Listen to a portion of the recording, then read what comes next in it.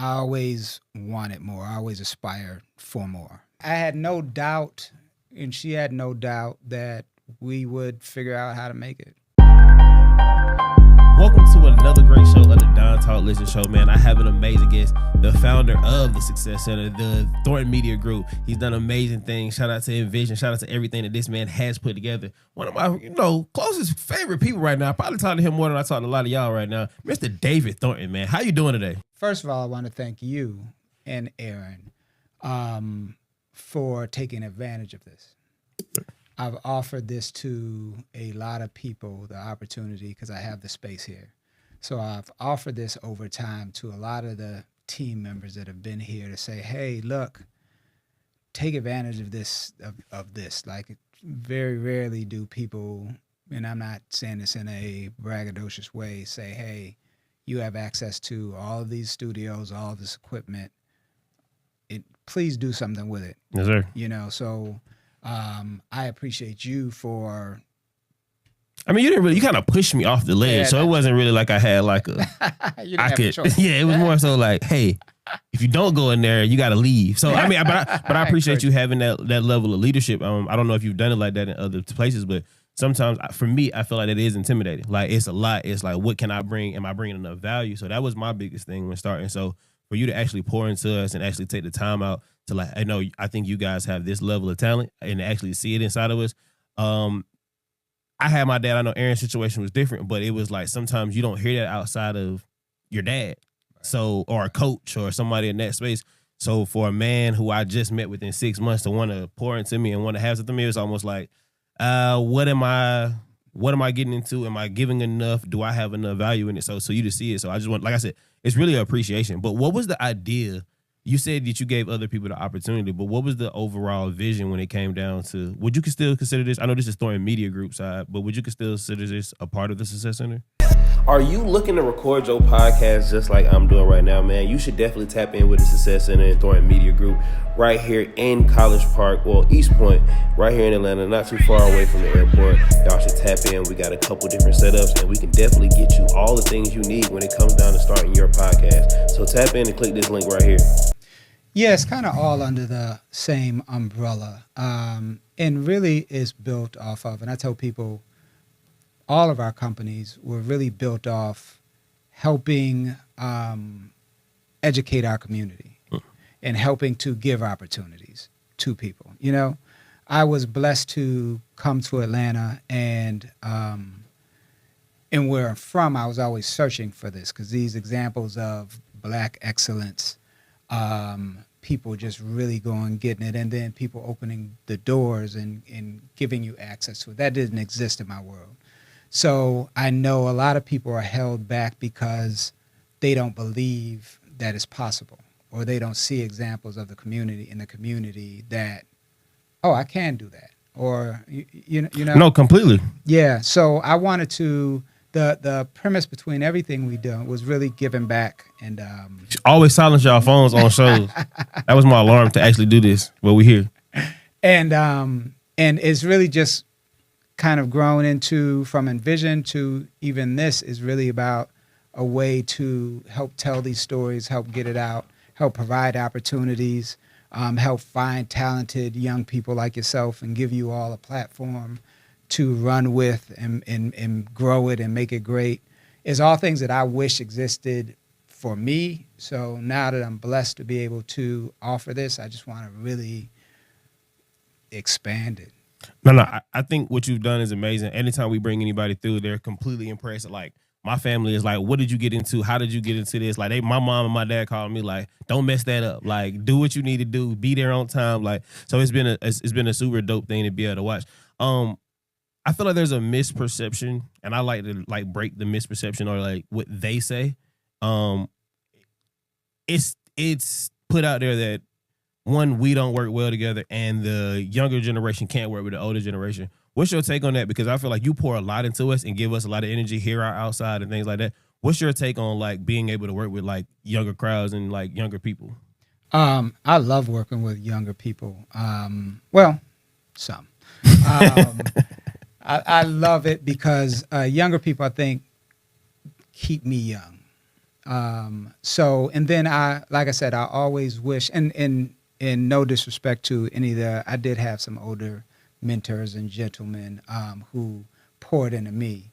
So I love the conversations. I had a conversation with someone earlier today, and they were talking about dealing with the younger generation. I'm like, come on now, you were young at one point. You didn't listen to everybody. For sure. And sometimes you got to take some bumps. But I know the potential of what younger people have if given the right guidance and enough patience or whatever. For sure. And then, like I said, I'm of the belief I can give you all a little wisdom, and you all can give me a little wisdom. It's so much that you all do that I don't even have the brain, the capacity to do. And you're like, oh yeah, well, you just need to plug that in here or do this. And I'm like, sure. Yeah. So yeah, I think it's a give and give that dealing with young people like yourself and Aaron and other people on the team. So no, I love it. I love it. I think what I think the problem is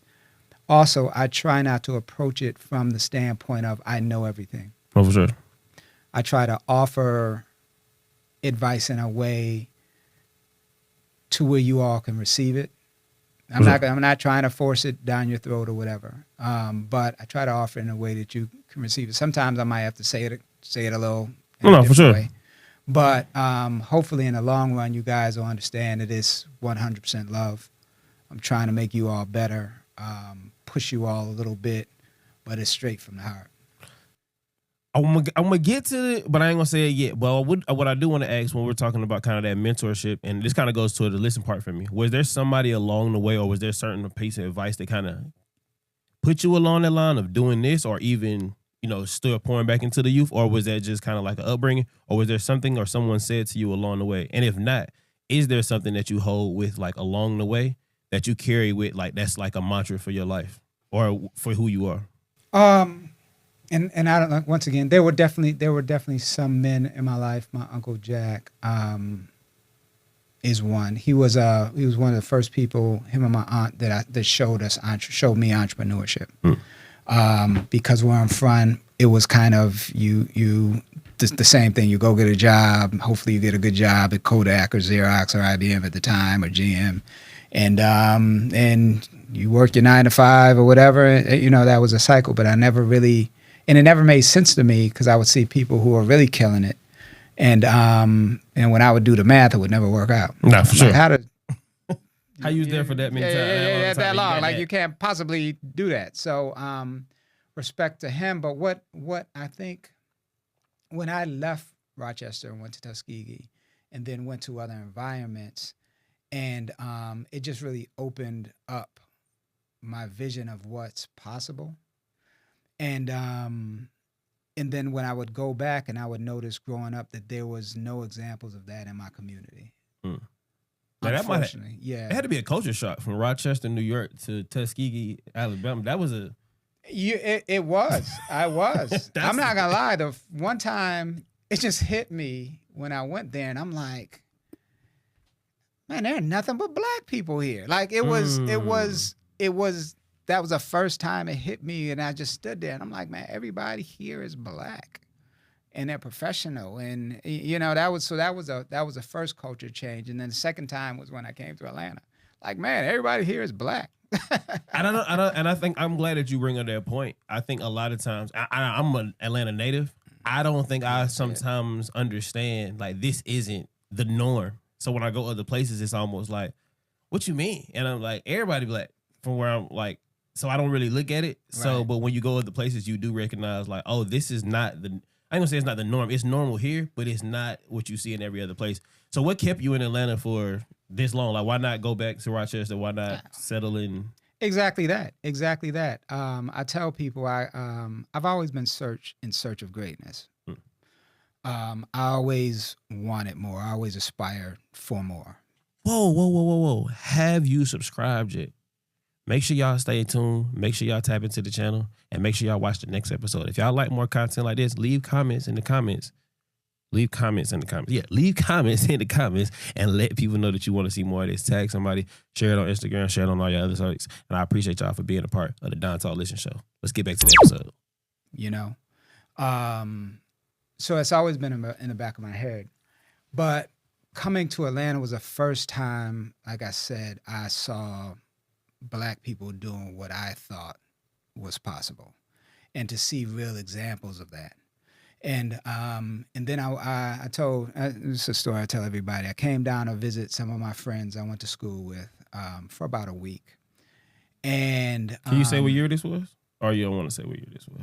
I think it was 90. We moved here in 93. I think this was at the beginning. This was either the end of, what's that? 93 is when that's like right before Freaknik started. Okay, I'm thinking you like, I wasn't even born yet. No. I feel like Freaknik started in 94, so it was hard to be in Atlanta in like 94, 95. Oh, I was at Freaknik 94. Yeah, that's what I said. Like, I feel like Freaknik, you said it came 93, Man. so like 94, I think that's when, like the original first one, right? Yeah. And then it like got crazy in like 95, 96. Yeah, shut it down. And like, I went to 94 was the last time it was just like, it was good. It had just got to that point before it started getting crazy. Yeah. I still got this poster that I bought from a young lady at Freaknik 94. People was hustling, so I bought a little poster from her because that was all I had. That was all I could afford. And I framed it, and people will still see it and be like, man, how much you want for it? Like, I can probably retire off now. Not really, but yeah, people who know, they see it and they like. That's what the woo was. That was the woo. That was the woo. But you were saying in 90, you came down in 93 and for and visited and went back home and told my then girlfriend at the time, Janai, like, I'm moving to Atlanta. I don't know how, I don't know what. So then a couple weeks after that, she came to visit a friend who still lives here, one of her best friends, and came home, was like, let's go. Because like that? Like, you said it and then she came and visited and y'all just went on ahead and made the decision. Yeah, we had my son Trevor at the time. She had finished up graduate school. We were trying to figure out what the next move was. And like, let's y'all go. didn't have anything but a friend. Y'all both basically had a friend here, and y'all just moved to a whole new state. Just yeah. You, her, and a baby. That's the craziness of youth. Is like, why not? Like, we can make it. We can figure it out. That's what it was. I had no doubt, and she had no doubt that we would figure out how to make it. Are you looking to record your podcast just like I'm doing right now, man? You should definitely tap in with the Success Center and Thornton Media Group right here in College Park, well, East Point, right here in Atlanta, not too far away from the airport. Y'all should tap in. We got a couple different setups, and we can definitely get you all the things you need when it comes down to starting your podcast. So tap in and click this link right here. Wow. That's a heck of a risk to not have. I'm just sitting here thinking now, like, imagine not to jump out there. Dang, I might be a mama boy and a daddy boy too much, because I'm just thinking, like, I couldn't having a kid. Well, y'all were early 20s. Yeah. Early 20s, no family. Only people y'all got down here is friends. Mm-hmm. Other friends don't watch people kids for too long. So we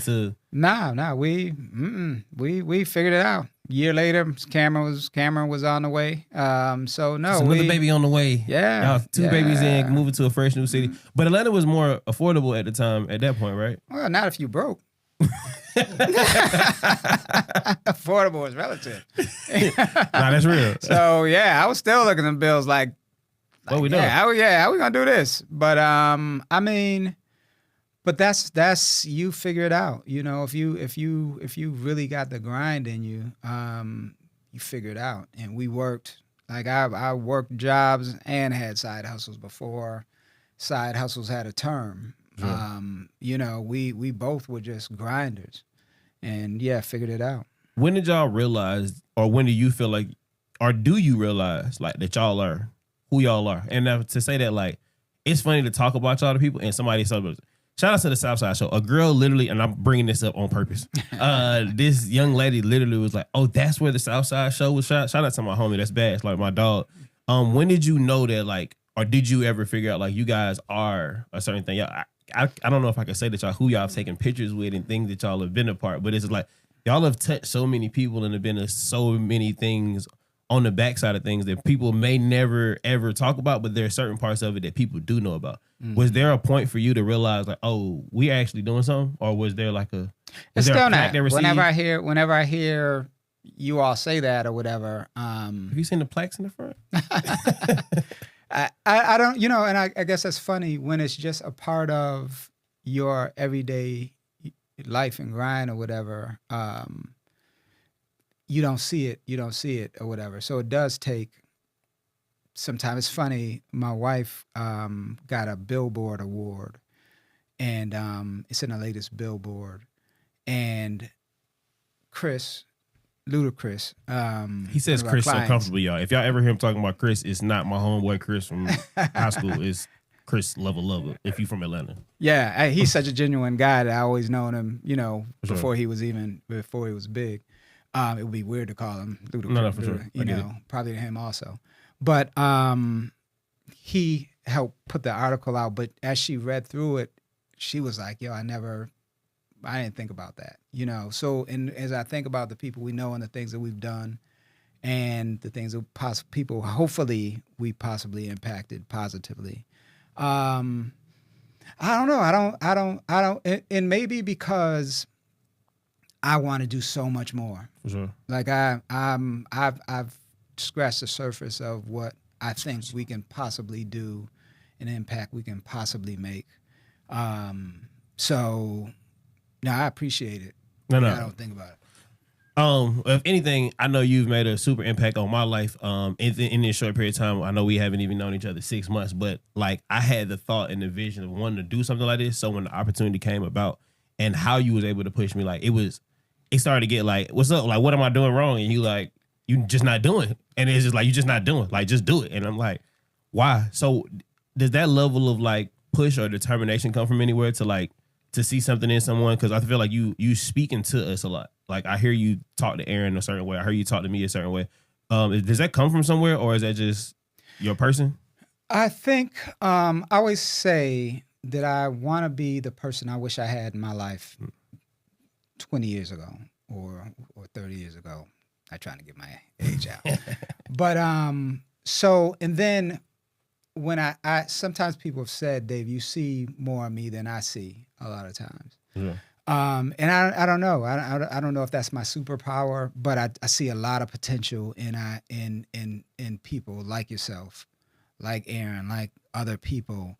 And it bothers me when you're not either you're struggling or you're not fully taking advantage of it because it's a gift that God gave you. This man told me to quit my job. He said, why are you over there at this restaurant? Why are you driving Uber? Why are you doing this? You could just be sitting right here doing something and you'll be fine, young man. Just stop doing all this other BS. You wasting your time doing all the other stuff. Your time is way more valued at just being you versus trying to do this. And so it's just, you hear that, but it's like, well, what you mean? So, but for you to even still being able to like break it down, be able to tell us, be able to pour us, say certain things, give us suggestions on how we can do certain things. I'm not gonna say I don't see it. I feel like it's been a challenge for our generation to say that somebody is actually doing that out of just pureness.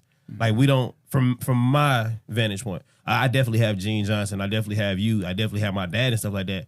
But it like those relationships are built over certain years. So to genuinely meet somebody like that off top, and it's like, how did he do that? It's just really cool. I just want to say like I appreciate it. I kind of come to keep bringing that up. It's like I appreciate you not holding back, not thinking too hard about it, like giving somebody an actual opportunity and a shot, even about how we want to bring in certain people. If you think you can get them, go ahead and take them over to make it happen. So I just think that's one of the really big parts.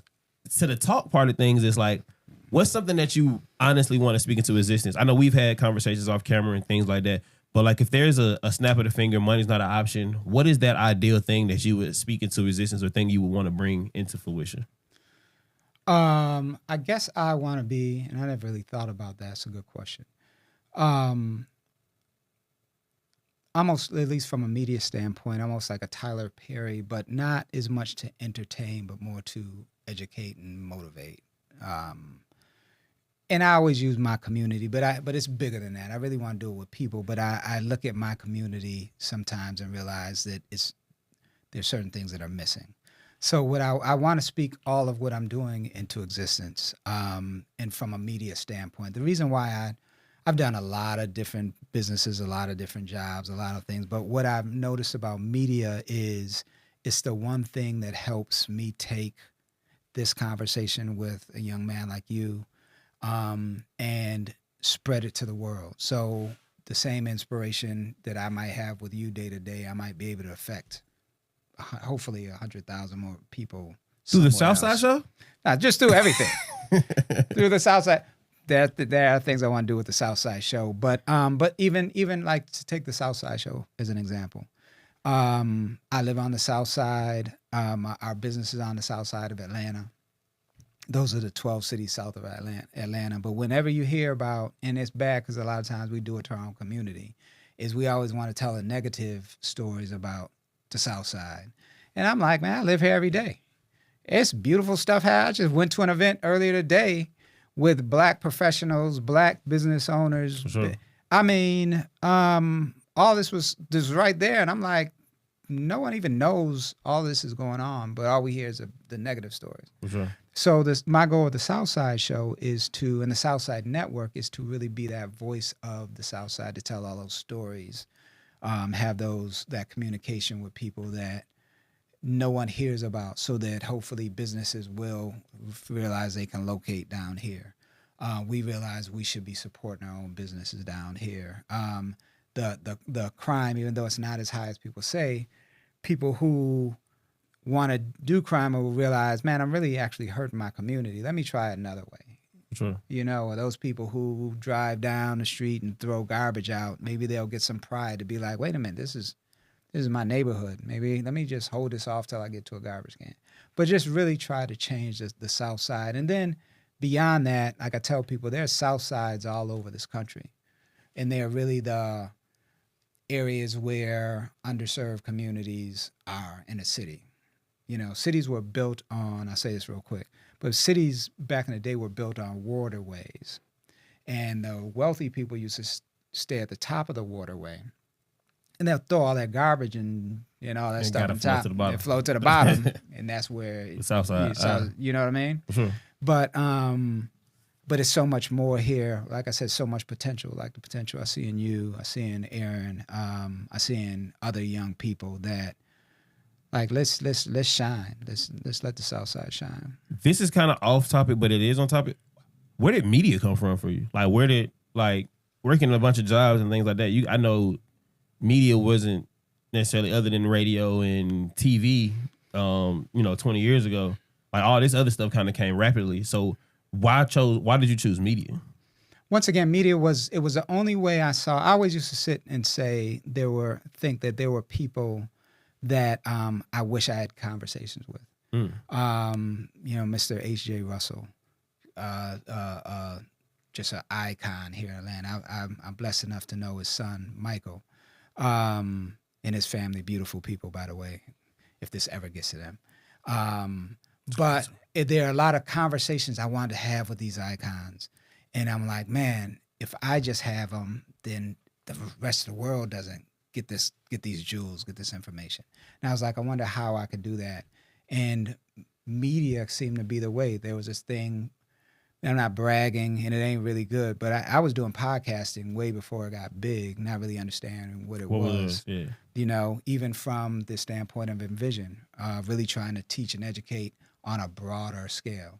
And I didn't even know how to do this stuff. This is not something I learned. This was before AI. This was even really before the internet could teach you all of this. So I just had a dream of what I wanted to do, would bring talented people in like yourself, pay them at first, look over their shoulder, learn. Lucky enough to be able to invest in some of the equipment. Even some of it was figuring that out. And then just slowly started building it because I knew what the mission was and what the passion was. So that's kind of how I got into media. And I'm like a nerd on things. When I'm focused on it, I'm going way deep into it. Oh no, I've seen you do it. I've seen you say, hey, I think I want to do this thing, and I come back and it's done beyond the thing that you said it was.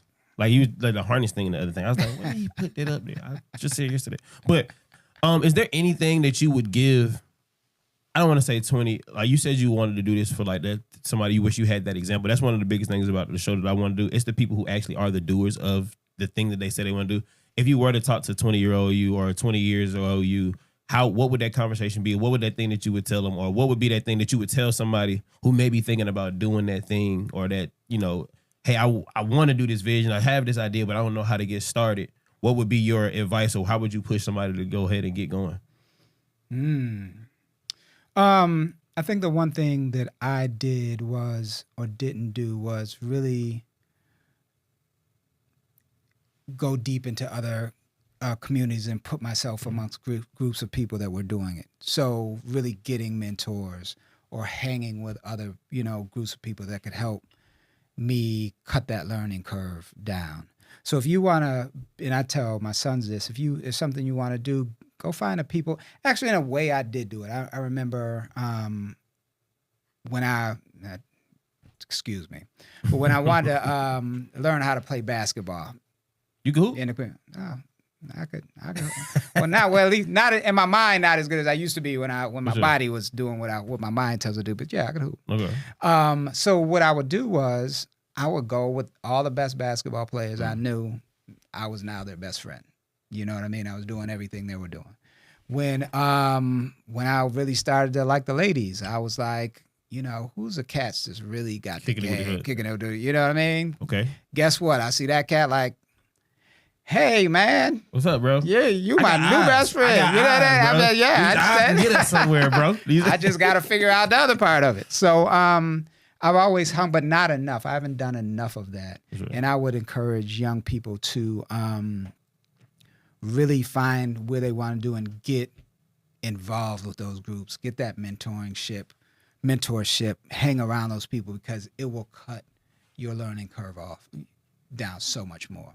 Just kind of really embrace it and dive deep into it. Well, I'm going to challenge you to, even within that being said, like, let's tap back into your network. Because I've seen the people who come up here and talk to you, and we haven't had these conversations with them. So I need that network of the people who I have been able to be, just, like I said, within the past 6 months, who come. I know these people are very successful and busy people. They take the time to come up here and just come sit with David. Like, shout out to the artist. Shout out to the Brian Bings. Like, I've seen them come up here, and I'm like, what are you up here? Oh, he just came to holler at me. Him? Was that the mayor of College Park who just left, and she just walked in, walked out the door, and say, hey, David, and just do her thing and get out of here? So I'm challenging to, like, that network that you're talking about. Like, we want to see it more on the Southside Show. And I'm just, this is me plugging it. This is an unshameless plug of, I feel like what you're saying, I feel like that still is a thing that can happen within the network that I've seen you being able to kind of just show us. So I think you have done it. I think it has to be documented better, because my thing for me is documentation is true generational wealth. That's what I say, is like, if we document it well enough, your son should be able to go back and holler at this man and say, hey, you seen my dad, or you knew my dad. He should go at it hard at Artie and say, hey, bro, we trying to do this land development. So that's kind of the basis of my show. So that's my challenge to you, is to, like, let's really push forward, keep being great. Thanks for being the example, though, because you already set the place for us to even be able to do it, to even have that structure to even say, okay, this is how we can at least do it. The base is there. The foundation is there. So I appreciate that. Is there anybody, I don't know I'm pretty sure I know who you're going to say. Pretty sure I know you're going to say. But if you could suggest anybody to come to the show, who would you, give me 3 suggestions. Come to your show? Yeah, come to the show. I already know. I feel like I know. I was going to say. Janai. Yeah, no, she definitely needs to come to the show. Yeah, I feel like that was gonna be the first one. We're gonna say the legacy book, the legacy. How do you? It's the legacy. Legacy Life Organizer. The Legacy Life Organizer actually sponsored this episode. Okay. We'll talk about what people to come talk to on your show. Yeah, like, who do you feel like could come in and probably, pour into what you've heard the conversation now. Who do you think would be good other than Miss Janai? Because I feel like that's a cheat code, because she already gonna come. Well, we gotta know she got it. Well, the reality is, and why I encourage you to do this is, you have you spoke highly of me, so I appreciate that. But what I see in you is you've got this unique talent. There have been events that we've had, and people are like, out of everybody around there, like, who is that kid over there? Like, what's his name? So you've got this ability to you have this likability, and then this desire to serve that is beyond a lot of people that I know. I remember an event and where I think I'd known you for less than a month, and I'm talking, trying to, networking and making sure everything was good, and I'm hearing chairs going up. And I'm like, who's putting up chairs? You in there just working, closing down, hey, thinking, and how many times have I told you, man, get out of my head. Yeah, for sure. Because I'm getting ready. Hey, Don, could you go? Oh, I already did that. Hey, Don, what about? Oh, I already did that. You know? Yes, sir. So I believe, I want to see the biggest stars out there in here. I believe you have the possibility. I've seen you get out and even the thing you had last night with the young man coming in, working, Yeah, shout out to Smitty to go. Yeah. Shout out to Smitty. The fact that you can encourage people to come do something. No, for sure. Yeah. And all because you're persistent and they like you. You know what I mean? And you're genuine or whatever. So just for the record, we're going to change the name of this show. But he's definitely telling. I said almost an episode. Somebody actually came to me. He was like, "Hey man, you got to make a good commitment because we're gonna start looking up Don knows everybody." Like one of my marketing guys, the guy from Locked In. Shout out to my guy Vic. He was like, "Hey man, you got to make a decision now because now we finna start looking up Don knows everybody. You got to go get the tagline or something." That's it. But yeah, Mr. David wants me to change the show to Don knows everybody. So if y'all want me to change the show, y'all let me know. Y'all put it in the comments. Y'all let us know what we're gonna do. Yeah. But I think I appreciate that. I think your network is amazing. So like anybody who you feel like should be or can be, it's always gonna be. 1,000%. As we reestablish some of these other things, man, anybody that comes into this space is yours. No, for sure. I will make sure you let me know. As you grow, I'll encourage them to be here. I'll let people know what you're doing, but I think people will see it.